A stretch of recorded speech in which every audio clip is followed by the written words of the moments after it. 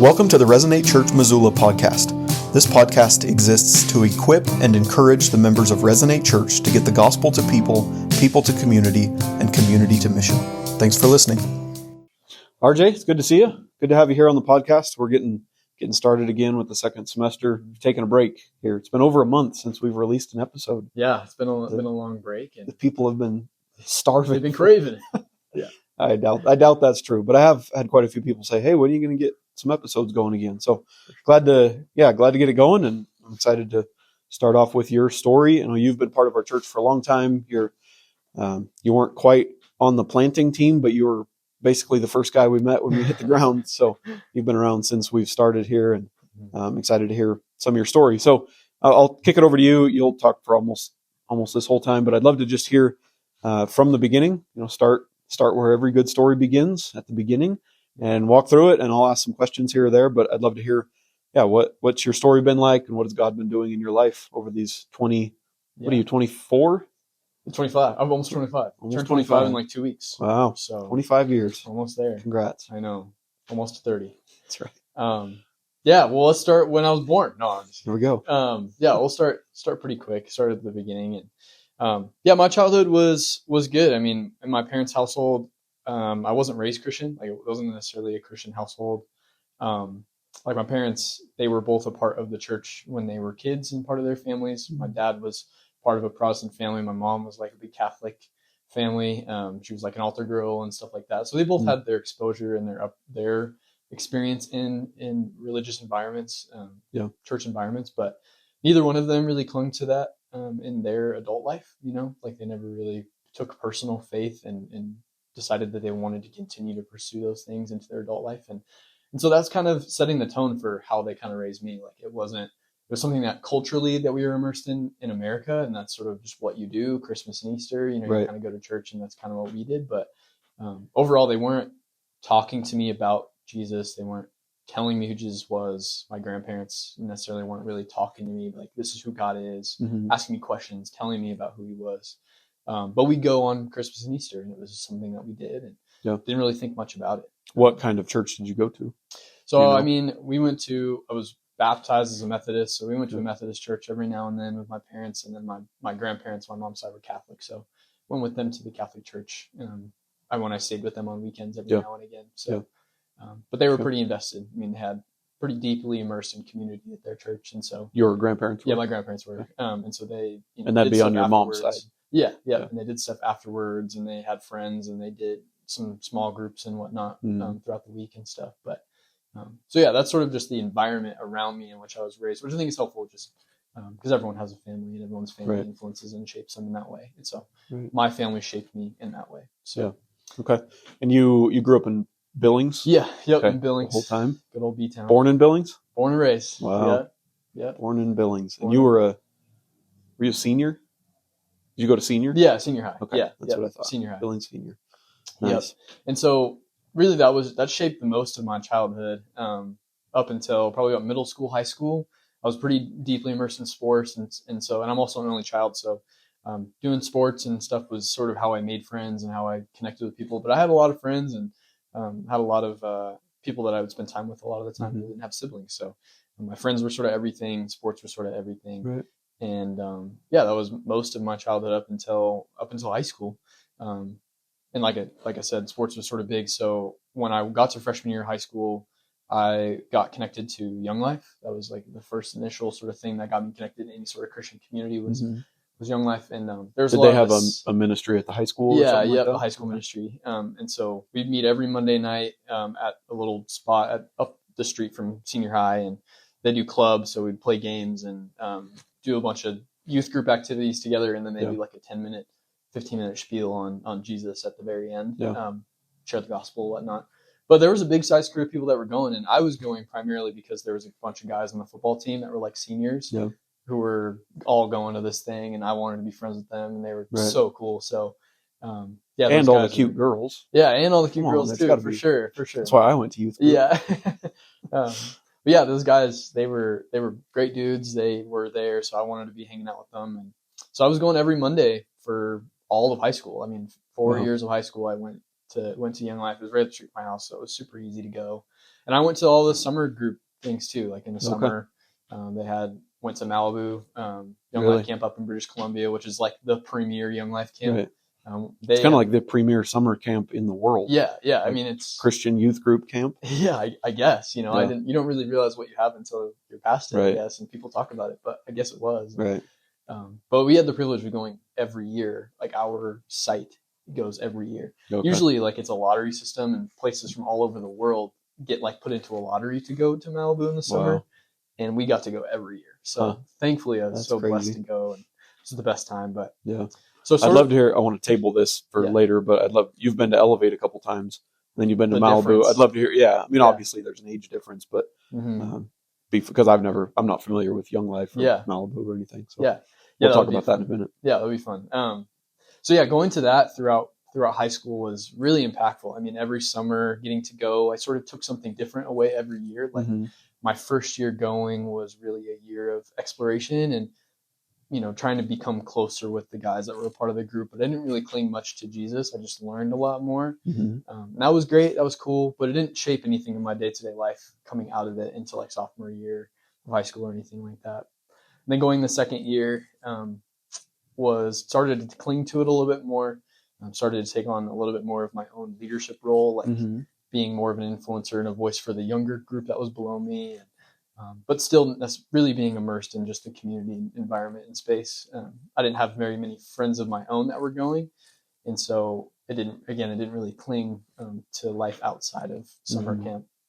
But I started going to church a little bit more on my own. I'm going to Faith Chapel in Billings and whatnot on my own time, and that was really good. But again, it wasn't really for Jesus. It was just something that you did, Mhm. And so again, going back to my upbringing, it was sort of my experience or sort of the environment in which we just do it. Right.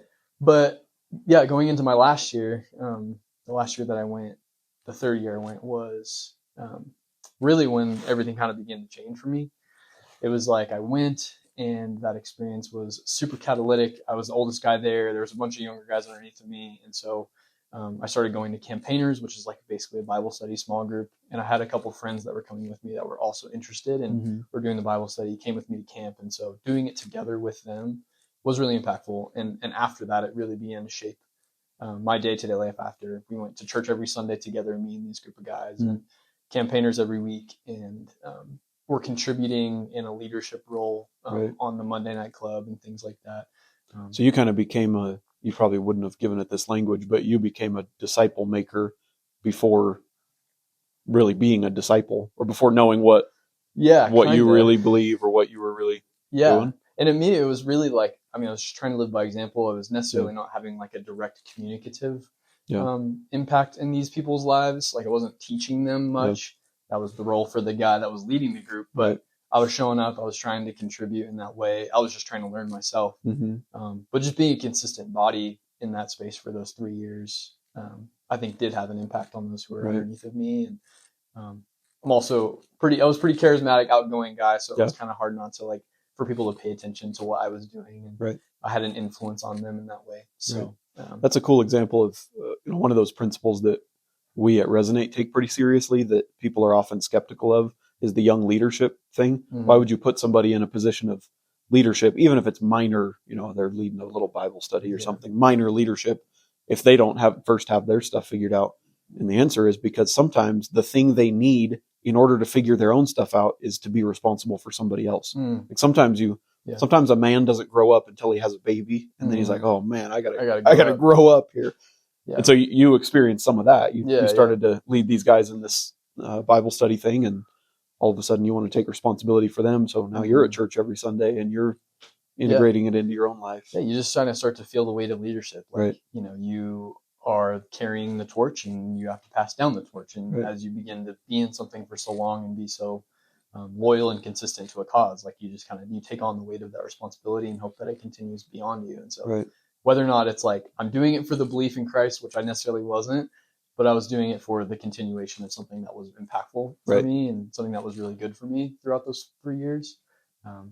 That was kind of the motivation. And, so yeah, you're right. I think we thrive and flourish, especially men, with responsibility, with a ruck on our back. We need a 40-pound ruck on our back to thrive. So makes you grow up. Yeah, That's I agree cool. with that. Okay, so you're at this point, you're like a senior in high school, Yeah. and you're starting to not only, it seems like not only take some of the Young Life programming more seriously, but probably there's an internal aspect too. Your faith is becoming very much real so. to you. At what point did it feel like there was a clear black and white, like I'm a Christian now? Maybe you always felt like I'm a Christian. Yeah. I just didn't. Yeah, so I'll backtrack. I guess I'll backtrack a little bit. So going back to like my sophomore or junior year of high school, my grandfather on my mom's side was someone who was always like a figure, a role model for me that I always looked up to. He passed away from cancer, and he always was very dedicated to his faith, Catholic faith. But he was always someone who demonstrated the characteristics and qualities of someone I thought was a biblical man in my childhood. And so we were very close, and he passed away again my sophomore or junior year of high school.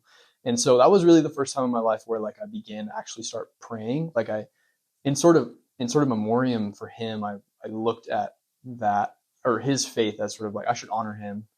I should honor his faith by trying to pursue my own. Sort of was my motivation. And so when he passed away, the first time I had to deal with grief and struggle in that way and suffering in that way. So I turned to Jesus. I prayed for the first time. It was like, God, help me get through this. And that was, I mean, looking back, that was a pretty catalytic moment. I'd never done that before. Never had anything that pushed me to do that for the first time. And so that was like the beginning of flexing the muscle of turning to God in times of need and in times of struggle, and the beginning of self-reflection. Like, what's going on in my life? How am I doing? How am I feeling? That was sort of the first thing, which is catalytic for anybody. And I think that happens usually in high school for some people. Yeah. Anyways, then fast forwarding again, as I began to sink or get further into high school, junior, senior year, we also began to dive off the deep end and partying and girls and lust and all of those things. You know, there's just the struggles kept piling on. And so as I began to dive deeper off the deep end into sin struggles and things like that, I began to understand and see my own need for a savior. Began to wrestle with and grapple with the effect of sin in my life and how it was fun. I usually say it was the funnest time of my life. Like I was having so much fun with people and all my best friends from back home. Like we were all just doing it together, and that was really great. But it was also the most empty and broken I'd ever felt. And so it was very fun, superficially fulfilling. But at the end of the day, it was only temporal and it never lasted. And so, and I began to feel that effect and weight of sin in my own life, just destroying my heart from the inside out. And it was killing me. And so I began to feel that. And so, again, as that kind of continued and progressed on, I was still very much immersed in this Young Life thing and was actually taking more responsibility in that way, in that organization, in that group, being an influence, trying to live a godly life, but at the same time was totally doing the exact opposite in my own personal life, and began to see the separation. Like I began to know the law, what the law said, and what it meant for me to live a godlike life, but was doing the exact opposite, and selfishness and greed and lust and all the things that I was doing. And it was really hard. Like it was a really tough thing. So that's kind of when it became very, very personal. And so that all kind of came to a head, came to a point. My senior year at camp was like, man, I'm broken. I'm empty. I need a savior. My sin is so great and I can't do anything about it besides surrender. Like I need to surrender my life. And that happened at camp. Like we were doing our last night, talk about the cross and talk about the gospel. And, they began to share like what that means for you and how to accept that. And they actually gave the whole camp an opportunity to like stand up, give a microphone and say like, I want to follow Jesus, or I want to start my relationship with Jesus, or I'm exploring Jesus for the first time. And so I felt the prompting, the conviction to stand up and say that for the first time and proclaim with my mouth that Jesus was Lord in my life. And it was like in that moment that I felt a sense of overwhelming peace and tranquility and reassurance from God that, yes, Jesus is my Lord and I want to follow him and give my life to him. So, that kind of all came to a head that last year before coming to college. So that was the summer before coming to college. So Gotcha. Yeah. Gotcha. So then 2 months later or so, you arrive on campus at U of M. Yep. Yep. So I spent the rest of that summer, right before coming to I was originally going to go to Montana State. All my friends were going there. We were the type of friend group that said we were all going to move into a cul-de-sac together and Right. raise our kids together. And, I'm still very close with them.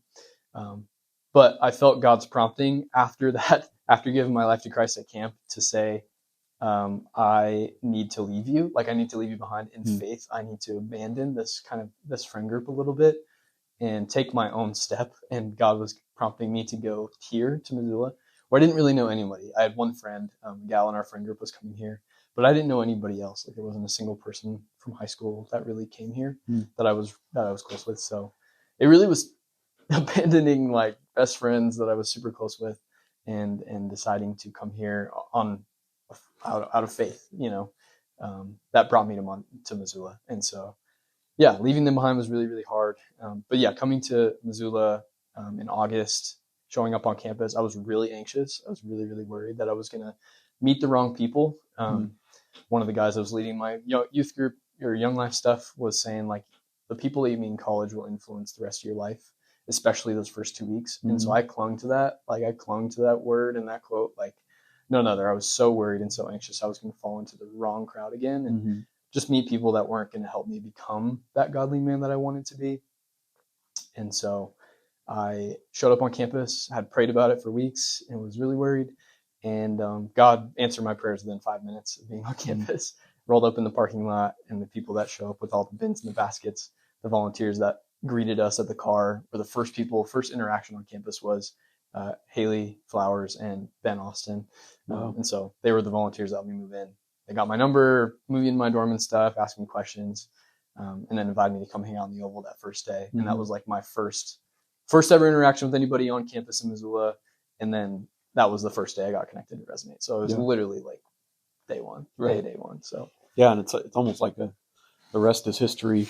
Yeah, you've been plugged in consistently since then. I remember that first day getting a text from, it might have been Ben Austin. Hey, I met a guy. You got to meet him. Really? This is my first summer on the ground as a new church planter, and we're just hoping. We didn't know COVID was around the corner. Yeah. So we thought we had all we had forever in front of us. But in hindsight, we had 1 year to meet a strong student class, or it would have killed our church. COVID would have killed our church. Yeah. So we're praying for this freshman class, and Ben was excited to introduce me to you. So I remember sitting at the same table as you and Timmy and Jake and a big group of guys there on the Oval eating lunch that first, or dinner or whatever it was that first day, being pretty excited for you. Yeah, that was really cool. Yeah, I think we were all playing. You guys were playing spike ball in the Oval and had like ice cream and stuff. Yeah, I have a picture actually. It's like the most beautiful sunset in Missoula I think I've ever seen on that first day, which is like so cool. It just kind of sets the pace for like what's coming. Like I was totally orchestrating that, but that time in Missoula was crazy. That first year class was nuts. Such a great time. Such a cool thing. Yeah, that's cool. But okay, so we have just a couple minutes left. Speed us through the last, what's it been, 7 years since then? I think it's almost 7 years. Yeah. 7 years? Yeah. It's crazy. So the last 7 years, I mean, that first semester, like I'll just sort of say that first and second semester were some of the most catalytic semesters of my faith with Christ. I mean, it was really like, or my faith. And that first semester was really just deconstruction. Like that first semester was wiping away and sort of deconstructing all the sin struggles and habits that I've been living into for the last 4 years of my life that I had built up, and being immersed in community, being close with the other guys, going into huddle, being in accountability groups that are helping me to repent and believe and change my life and turn it towards Christ. So there was a lot of Kairos moments. There was a lot of transformation. There was a lot of deep-rooted Bible reading and conviction that was happening that first semester.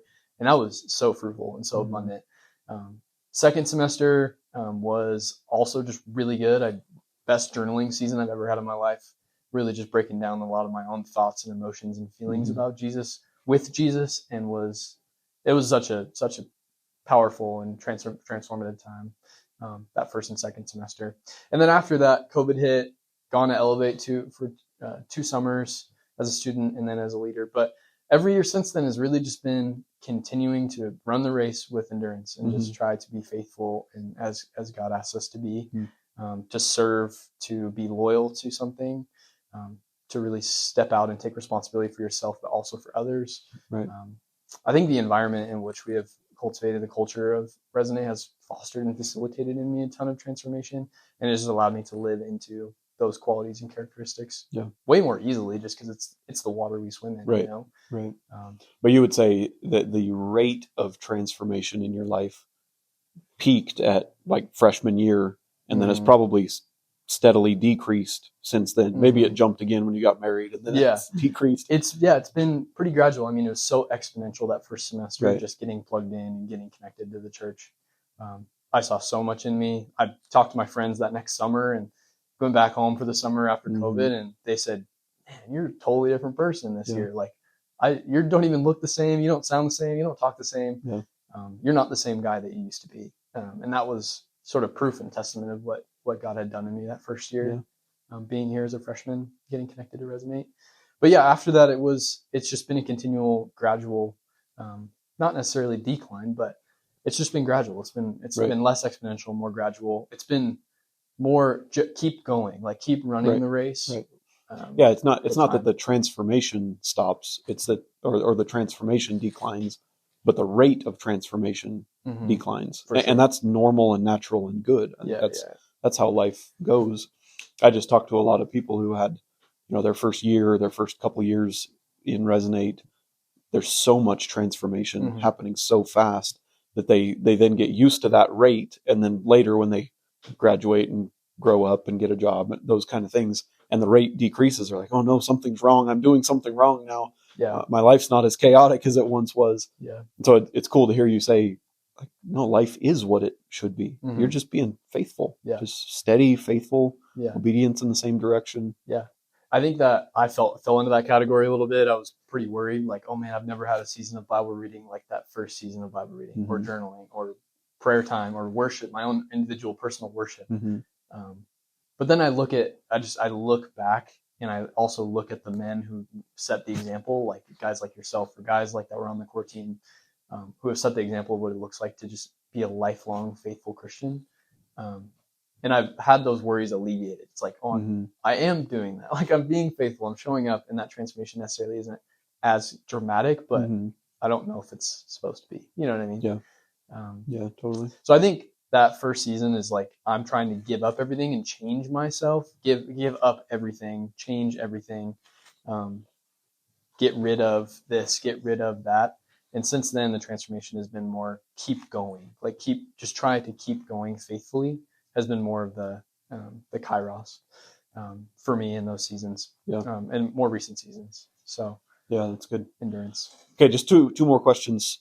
First, I know even during your freshman year, you had to make some decisions between Young Life and Resonate, figure out where you wanted to invest because you had a history with Young Life. Yeah, that was hard. And then also kind of connected to that was the Elevate Malibu comparison. I'd just love to hear, you have some serious experience with another ministry that is in some ways similar, trying to reach the next generation. Young Life does a lot of good work. So I'd love to hear, not to try to pit ministries against each other, but hear, what were the highlights or the strengths, and how did you end up making a decision there? Totally. What do you see as differences? Yeah. As you kind of said, I had my feet in two boats that whole first year. I mean, I was doing Young Life stuff once a week, leading club with the Young Life that was there, or with the high schools, going to the high schools and trying to meet students out there at Big Sky and meet students there, and then invite them to come to club, and then do club, all that stuff. And then was also super connected to Resonate, doing all the things that Resonate was doing. So that full first year was just a ton of ministry. But what I had to process, why I decided to stay with Resonate, was it boiled down mostly to community, and it boiled down mostly to discipleship rhythms. I had gotten a sense and felt a deep conviction if I want to be a disciple, or if I want to be a disciple maker, I need to be a disciple. And that was what Resonate was offering me. And that's what Resonate was doing in my life. And so I had deeply rooted community. The guys I got connected to were awesome. And I felt like I could have gone the distance and been poured into to become the man that I wanted to become. So that way I could teach other men to become the men that they should become. You know what I'm saying? So it was strongly tied to discipleship, and community was the primary reasons why I decided to leave Young Life. Even though it was great, like I loved it. Young Life does, like you said, does great work. I also believe in that. I totally agree with that. But again, boiled down to discipleship and community. And that also ties to the difference between camps and like summer opportunities. Like Elevate is strongly tied to discipleship and community. Like, whereas Young Life, it feels a little bit more introductory and exploratory, and not quite as much tied to adultery, or not to adultery, to discipleship and community and stuff. Right. My bad, I misspoke. No, you're good. But yeah, like adult lifelong exactly. transformation. That's that kind of thing. Yeah. Totally. So it sort of opened the door for that opportunity, and then it Resonate sort of took that torch and carried it on to its fullness and completion through the church rhythms, right? Not just as a parachurch ministry, but as a whole church. So that's cool. That's cool to hear.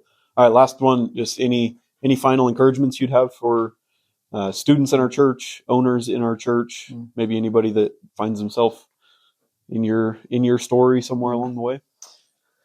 Yeah, I mean, I hope that this is it resonates with somebody. That would be my hope and prayer. For those people who do resonate with this, or who are taking something away from this time, I hope that it's just a testament of what God does over the span of 7 years, like, and how God can be faithful in the long term, through a commitment and loyalty to a cause of pursuing Jesus. I'm not necessarily like doing it for Resonate. I'm doing it for Jesus, and so Resonate is the where those two things have intersected for me. But I hope for anybody who's either not connected to Resonate, is outside of the Resonate network, or is inside the Resonate network, whatever, be committed to following Christ for the long term, and see how God transforms and changes you in the long term. Yeah. So that would be my hope and encouragement. And I think my testimony up to this point has been full of that. Yeah. So yeah, I think so too. And what you said is really important. Commit to the long term to Jesus. I think the other thing in your story that's every year becomes more powerful is the power of committing to a group of people as well. And saying, I'm in it with you guys. You're the guys that are going to watch.